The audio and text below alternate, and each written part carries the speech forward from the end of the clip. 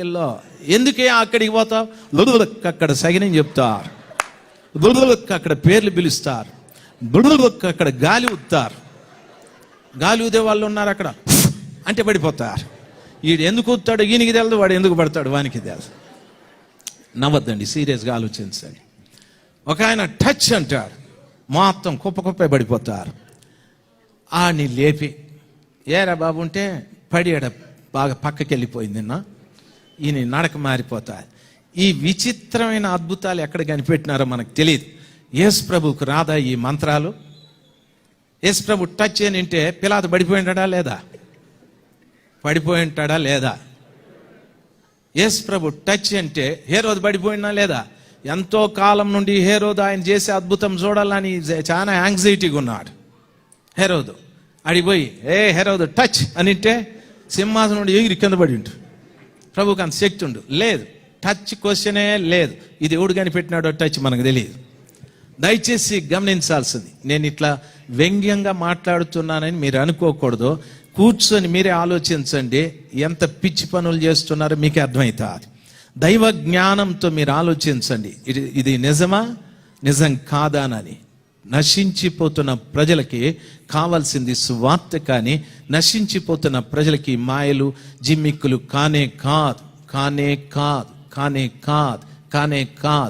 నన్ను గమనించాలి. ఒక ఆయనకు నాకు పెద్ద హోర్ పోరాటం పడింది, పెద్దగా వాగ్వాదం పడితే ఆయన అన్నాడు, అయితే టచ్ అంటే పడిపోరా అన్నాడు.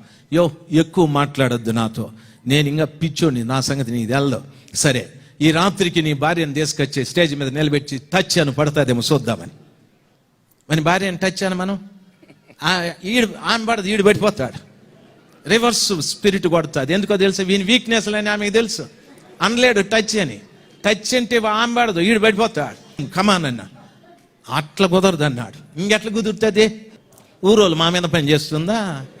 మీటింగే క్యాన్సల్ అన్నాడు. నేను పోనేను, ఉండు ఈ రాత్రికే, ఏది అసిస్టెంట్ని నిలబెట్టి టచ్ అను. 100 సార్లు టచ్కి నేను ఇస్తాను అవకాశం. 100 సార్లు ఒకసారి పడినా నీ దగ్గర దేవుడు ఉన్నట్టే, లేకుంటే దెయ్యం ఉన్నట్టు అన్నా. ఆర్గనైజర్ దగ్గర పోయి, నేను ఉన్నానయ్యా, ఈయన నన్ను సతాయిస్తా ఉన్నాడు. నేను సతాయించలేదు, సత్యం చెప్తా ఉన్నాను. నువ్వో నేనో తెలుసుకోవాలి ఈరోజు కూటంలో. ఓకే రా, రాత్రికి ఎప్పుడు వెళ్ళిపోయినాడు ఈ టచ్ వెళ్ళిపోయినాడు. ఆ రాత్రి కూటానికి వెళ్ళి కూర్చుంటే అసలోడు రాలి. ఆయన పిలిచి, ఏడోడు అన్నాను. ఏందోడు, నీ టచ్తో వాడు వెళ్ళిపోయినాడు. ఆయన అందరూ టచ్ కోసం కనిపెడతా ఉన్నారు కదయ్యా అన్నాను. నువ్వేం ఊరికే సతాయిస్తావా అయ్య గారు? మరి పెండ్లాన్ని టచ్ చేయమన్నామంటే ఆమె పడుతుందా అవుతుందా అని. పోనీ మీ భార్యను నిలబెట్టేది అని. భలే ఉంది, మా భార్య పడిపోతే ఏం భయాలో చూడు. ఈయన భార్య పడిపోతే దెయ్యం పోయింది అన్నట్టు. ఆయన భార్య పడదు అసలు, ఈయన భార్య పడిపోతే ఈయన భయం, ఆయన భార్య పడదని వానికి భయం. వీళ్ళిద్దరు పడిపోతారని నాకు ధైర్యం.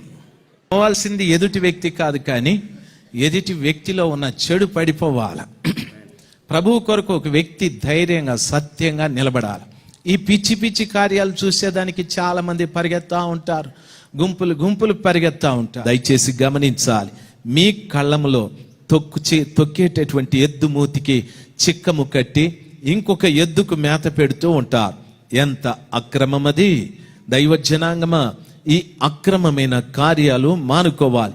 మీ సంఘం, మీ కాపరి, మీ పరిచర్య, దేవుడు మీకిచ్చిన దీన్ని అభివృద్ధి చేసుకోవటానికి మీ సొమ్ము ఇక్కడ ఉపయోగపడాలి. దైవ జనాంగమా, గమనించవలసిన విషయం, చాలా మంది అక్రమమైన సొమ్ముకు అలవాటు పడి ప్రజలను అక్రమమైన త్రోవల్లో నడిపించేది రీతిగా తయారైపోతూ ఉన్నా.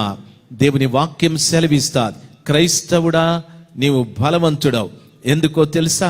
ఇటువంటి అక్రమమైన కార్యక్రమాలను అణగద్రొక్కి సరైన మార్గాన్ని లోకానికి ప్రచురం చేయాలి. అబీమెలెకు అంటున్నాడు, మీరు మాకంటే బలవంతులు విడిచిపెట్టి వెళ్ళమని. అబ్రహాం బావులు త్రవ్వించాడు. అదే రీతిగా ప్రతి క్రైస్తవుడు కూడా ప్రజలకు ఉపయోగకరమైన కార్యాలే చేయాలి, కానీ ప్రజలకు ఉపయోగం లేని కార్యాలు చేయకూడదు.